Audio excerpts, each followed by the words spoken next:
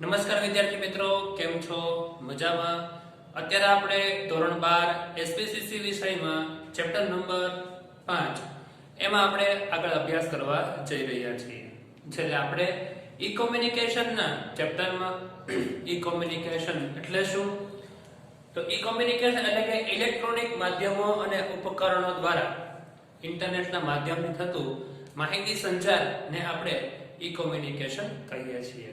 જેમાં વર્તમાનમાં આધુનિક યુગમાં આ ઈ કોમ્યુનિકેશનનો વ્યાપ અને વિસ્તાર જે છે એ વધતો ગયો છે. જેના અલગ અલગ સાધનનો ઉપયોગ જરૂરિયાત પ્રમાણે કરતા ગયા છે. જેના ઘણા બધા સાધનનો આપણે માહિતી પણ મેળવી છે. એમાંનો એક મહત્વની બાબત એટલે કે ઈમેલ. છેલ્લે આપણે ગયા લેક્ચરમાં ઈમેલ કોને કહેવામાં આવે છે, ઈમેલ લખતી વખતે કયા કયા બાબતની ધ્યાનમાં રાખવામાં આવે છે, તો એ બધી બાબતની આપણે થિયરિકલ બધી વસ્તુની માહિતી મેળવી છે. તો અત્યારે આપણે આ લેક્ચરમાં તમને 4 માર્કમાં મોસ્ટ આઈએમપી પ્રશ્ન ઈમેલ જે છે એ પૂછાતો હોય છે. કોણ પ્રશ્ન પૂછાતો હોય છે? ઈમેલનો પ્રશ્ન જે છે એ તમને પૂછાતો હોય છે. તો ઈમેલ તમારે જે છે અંગ્રેજીમાં તમે જેમ લખો છો તમને આવડે છે ને જેમ હવે આપણે એમાં ગુજરાતી ફોર્મેટમાં ઈમેલ લખવાનું શીખવાનું છે. તો આપણે ઈમેલ કેવી રીતે લખવાનો છે, ઈમેલ લખતી વખતે કઈ કઈ બાબતો ધ્યાનમાં રાખવાની છે, એના વિશે આપણે ચર્ચા કરવાની છે. તો ઈમેલ લખતી વખતે સૌપ્રથમ પહેલા તમારે જે છે એક સરસ મજાનું ફોર્મેટ કરી દેવાનું છે. એ ફોર્મેટમાં પત્રની લેફ્ટ હેન્ડ સાઈડ બાજુ ડાબી બાજુએ તમારે જે છે એ સૌપ્રથમ પહેલા આ ફોર્મેટમાં માહિતી લખવાની છે.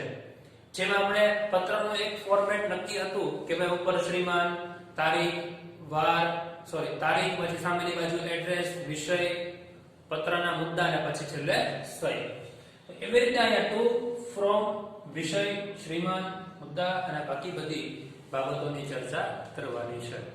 તો અહીંયા આપણે યાદ રાખવાનું છે કે આ પ્રકારના પત્રો જે છે એ કોણ લખે છે, આ પ્રકારના પત્ર લખતી વખતે આપણે કેવી રીતે અને કઈ માહિતી યાદ રાખવાની છે. તો હવે આ માહિતીમાં ખાસ યાદ રાખવું કે ટુ એટલે કે પત્ર મેળવનાર. જે વ્યક્તિ ઈમેલ મેળવનાર છે ત્યાં ટુ લખવામાં, ત્યાં એનું એડ્રેસ લખવામાં આવશે. ફ્રોમ એટલે કે લખનાર. જ્યાં પત્ર લખે છે આપણે જેના વતી પત્ર લખવાનો છે તો ત્યાં એડ્રેસ ત્યાં ફ્રોમ માં આવશે, લખનારનું. પછી વિષય, તો વિષય જે કંઈ પણ બાબતનો વિષય હોય એ લખવાનો છે. પરંતુ આ બેની વચ્ચે જો સીસી હોય અથવા બીસીસી હોય તો to, from, CC, BC, C અને પછી વિષય અને પછી સંબોધન ફરજિયાત કરવાનું એટલે કે શ્રીમાન અને પેરેગ્રાફ, પછી લખનારનું નામ, સરનામું અને એનો નંબર.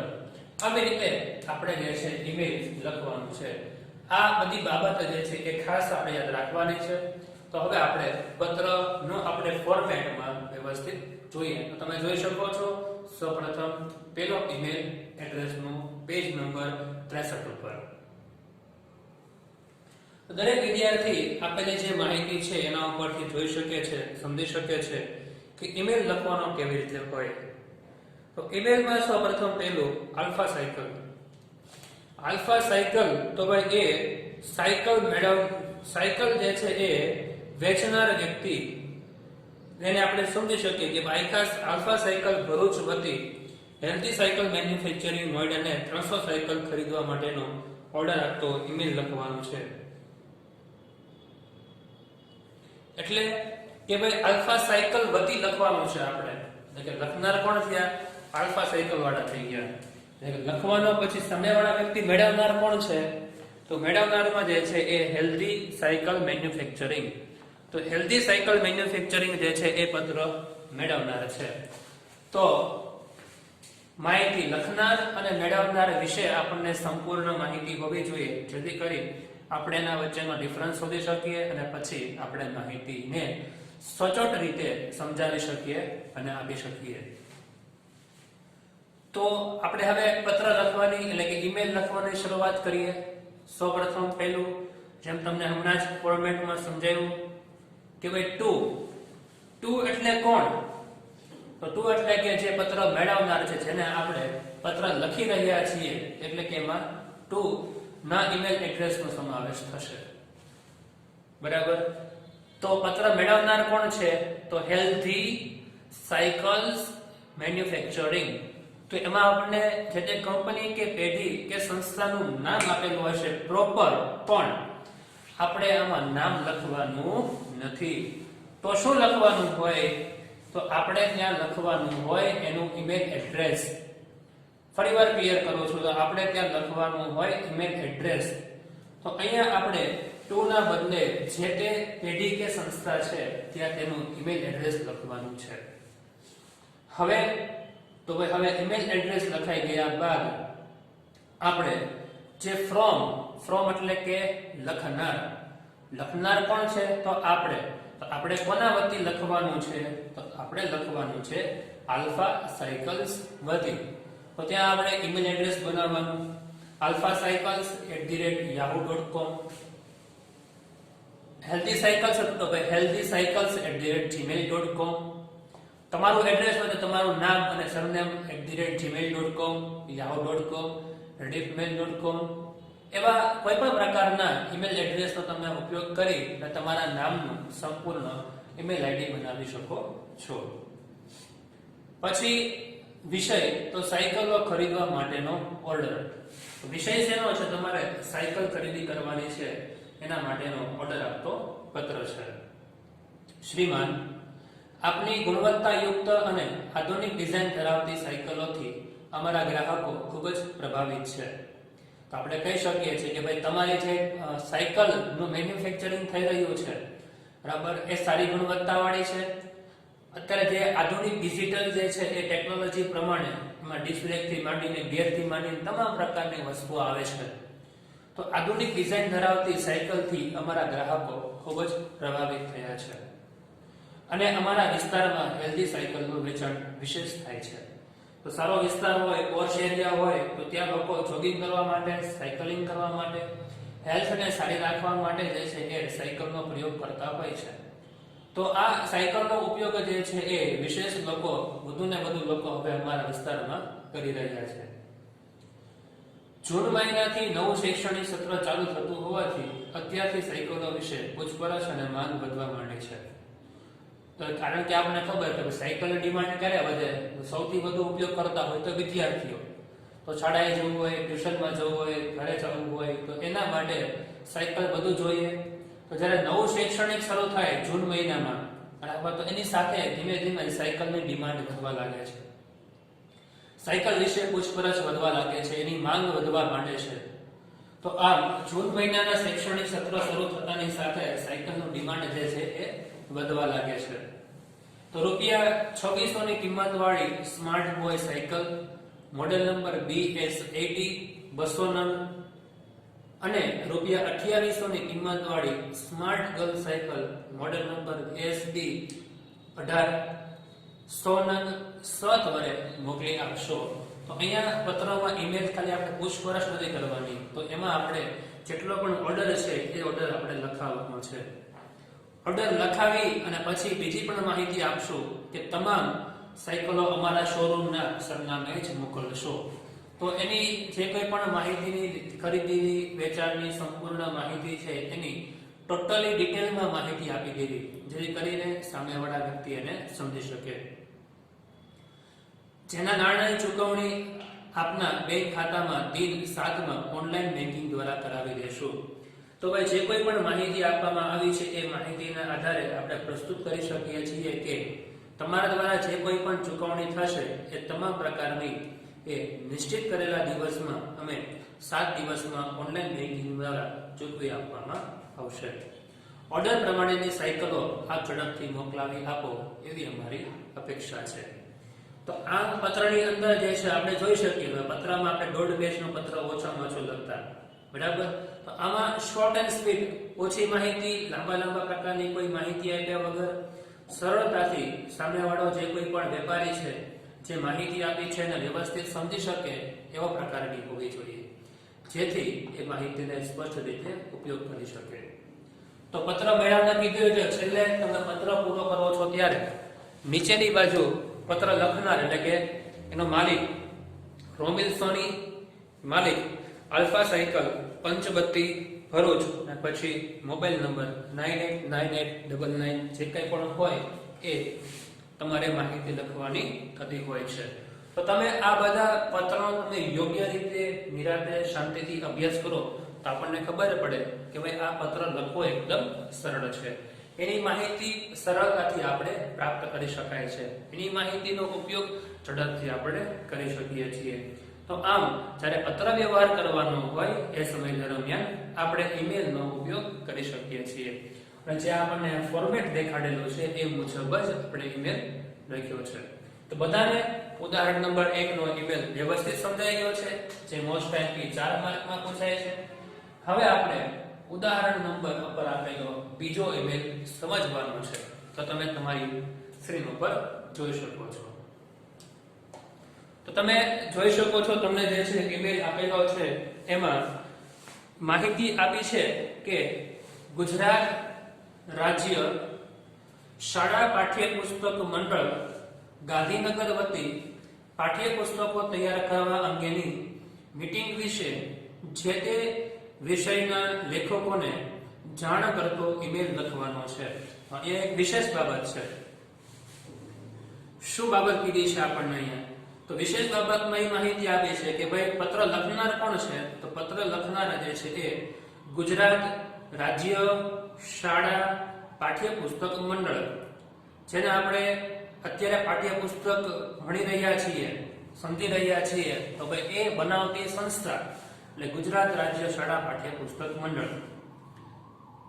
તો હવે તો આ પ્રકારની સંસ્થા જે છે એ શા માટે પત્ર લખે છે? તો ભાઈ એ પોતાના જે પાઠ્યપુસ્તક છે એ તૈયાર કરવાનું છે, એટલે કે પાઠ્યપુસ્તક બનાવવાનું છે, તો કયા કયા ચેપ્ટર રાખવાના છે, એમાં કઈ માહિતી રાખવાની છે, એના માટે અલગ અલગ વ્યક્તિની જરૂર પડતી હોય છે. તો એ માહિતી પૂરી કરવા માટે એના તજજ્ઞ શિક્ષકો છે એનો ઉપયોગ કરવામાં આવતો હોય છે. એટલા માટે એ પાઠ્યપુસ્તક મંડળ જે છે એક શિક્ષકને નહીં પરંતુ ઘણા બધા શિક્ષકોને પત્ર લખશે, ઘણા બધા શિક્ષકોને જે છે એ માહિતી આપશે.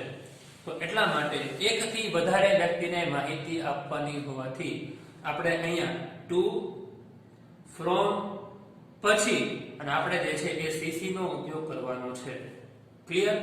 તો સીસી નો ઉપયોગ ક્યારે કરશું? કે જ્યારે એક કરતા વધુ વ્યક્તિને માહિતી લખવાની હોય ત્યારે.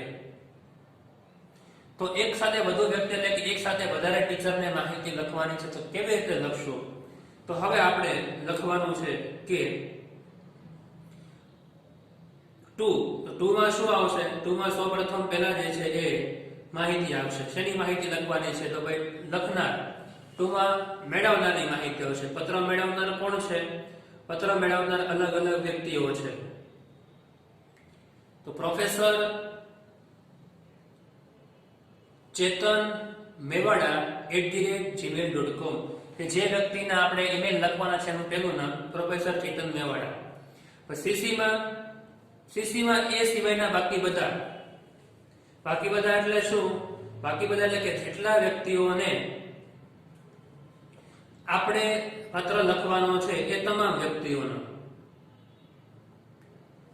ધારો કે એક જગ્યાએથી તો એક વ્યક્તિને ઈમેલ લખવાનો નથી, આપણે એક સાથે ઘણા બધાને લખવાનો છે, તો ભાઈ એની સંપૂર્ણ માહિતી એમાં લખવાની છે. તો હવે જે છે એ ફ્રોમમાં કોણ લખવાનું છે? તો ફ્રોમમાં લખવાનું છે જે પત્ર લખનાર છે એ જો ગુજરાત ટેક્સ્ટબુક @yahoomail.com. સમજાણું? તો હવે એ થઈ ગયા પછી આપણે લખવાનું છે હવે વિષય. તો વિષયમાં શું લખવાનું છે? વાણિજ્ય પત્ર વ્યવહાર વિશેની મીટિંગ અંગે.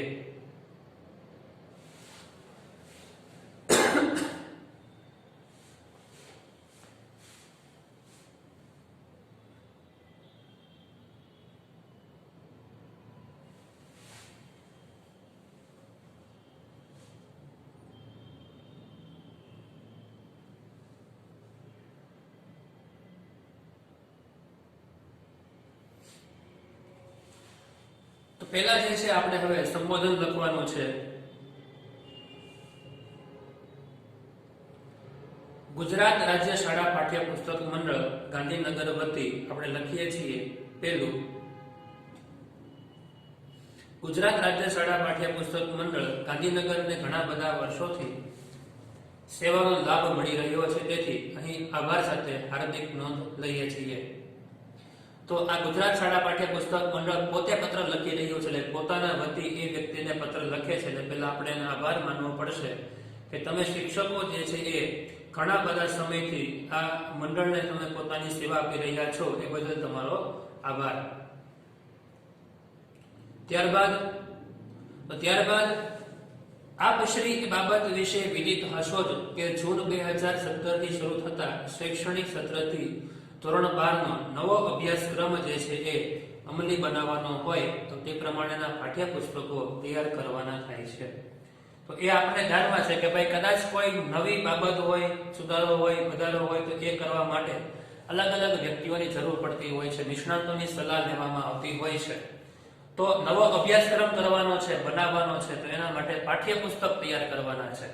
તે પાઠ્યપુસ્તક તૈયાર કરવા માટે આપની જરૂર છે. નવા અભ્યાસક્રમ પ્રમાણેના પાઠ્યપુસ્તકો તૈયાર કરવા માટે આપની વાણિજ્યિક પત્રવ્યવહાર વિષયના લેખક તરીકે પસંદ થઈ છે.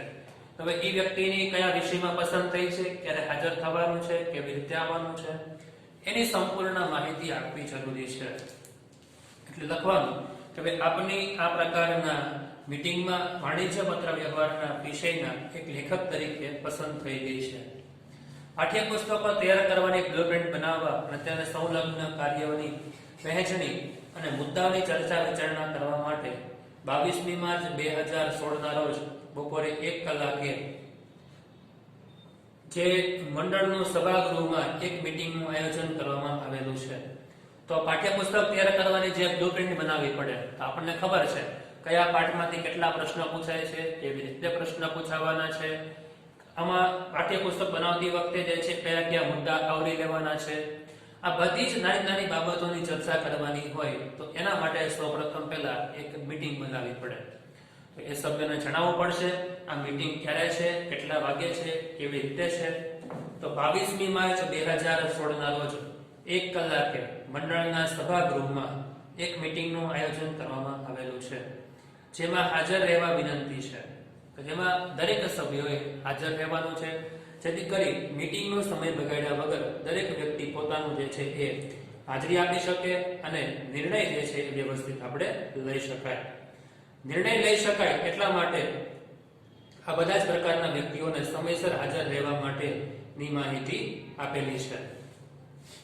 જેમાં ગુજરાત રાજ્ય શાળા પાઠ્યપુસ્તક મંડળ ગાંધીનગરના નિયમ અનુસાર મીટિંગમાં હાજર રહેવા ડીએ અને ડીએ આપવામાં આવે છે. તો આ પ્રકારના કોઈ જગ્યાએ મીટિંગ હોય તો મીટિંગમાં અલગ અલગ વ્યક્તિઓ હાજર રહેવા ન હોય તો હાજર રહે એ સમય દરમિયાન જે તે સભ્યો છે એ સભ્યોને હાજર રહેવા માટે ટીએડીએ એટલે શું થાય કે સભામાં હાજર રહેવા માટે અલાઉન્સ આપવામાં આવે છે, એટલે કે જેના દ્વારા કર્મચારીને આવવું હોય તેનું ભાડું ચૂકવી શકે અને રહેવાનું, જમવાનું અને જે કોઈ પણ કાર્ય છે બરાબર એ સરસ રીતે કરી શકે અને જલ્દીથી કરી શકે બરાબર. એટલા માટે આ પ્રકારના ટીએડીએ જે છે એ ફાળવવામાં આવતા હોય છે, જેથી કરીને એનો ખર્ચ જે છે એ આ પ્રકારના અધિકારીઓને ભોગવવો પડે નહીં. તો આપના સહકારની અપેક્ષા કે આપના દ્વારા જે કોઈ પણ માહિતી આપવામાં આવી છે એ બધી માહિતી સચોટ, સારી અને બરાબર છે, તો તમે એ માહિતીનું યોગ્ય રીતે ફોલો કરો અને આપના જે છે એ રિપ્લાયની સહકારની અપેક્ષા છે. જેમ સમજાવેલું એવી રીતે પત્ર પૂરો થાય ત્યારે સૌપ્રથમ પહેલા પત્ર લખનારનું નામ આવશે, એટલે કે ચિરાગ પટેલ, સંયોજક કોમર્સ વિભાગ, ગુજરાત રાજ્ય શાળા પાઠ્યપુસ્તક મંડળ ગાંધીનગર અને મોબાઈલ નંબર. તો આવી રીતે જ્યારે આપણે પત્ર લખતા હોય એ સમય દરમિયાન દરેક બાબતોની ખાસ ઝીણવટપૂર્વક જે છે અભ્યાસ કરવાનો છે. ઝીણવટપૂર્વક જે છે માહિતી મેળવ્યા પછી આપણે પત્ર લખવાનો હોય છે. તો 4 માર્કના મોસ્ટ આઈએમપી પ્રશ્નમાં તમને ઈમેલ પૂછાય અને પૂછાય જ છે. કારણ કે આ ચેપ્ટરમાં 4 માર્કનો પ્રશ્ન પૂછાય છે, એમાંથી 2 જેવા પ્રશ્ન છે કે જે પૂછાય એવા છે. કા ઈમેલ પૂછાય, કા ઈમેલ લખતી વખતે ધ્યાનમાં રાખવાના મુદ્દા પૂછાશે, અથવા આ બંને અથવામાં પણ હોઈ શકે છે.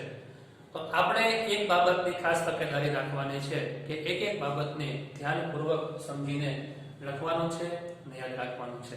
ક્યાં સીસી આવે છે, ક્યાં બીસીસી આવે છે, એની પણ આપણને ધ્યાનમાં હોવી જોઈએ, જેથી કરીને આપણી ભૂલ થાય નહીં. ઓકે, તો દરેક વિદ્યાર્થીને આ મુદ્દો સમજાઈ ગયો છે. તો તમારે આજના હોમવર્કમાં આજે આપેલા જે ઈમેલ સમજાવ્યા બે, એ બંને ઈમેલ તમારે લખવાના છે. પ્લસ જો પીડીએફમાં કોઈ એક્સ્ટ્રા હોય તો એ પણ તમારે હોમવર્કમાં લખવાનું છે. ઓકે, તો જેને સમજાઈ ગયો છે, થેન્ક યુ વેરી મચ. જય હિન્દ, જય ભારત.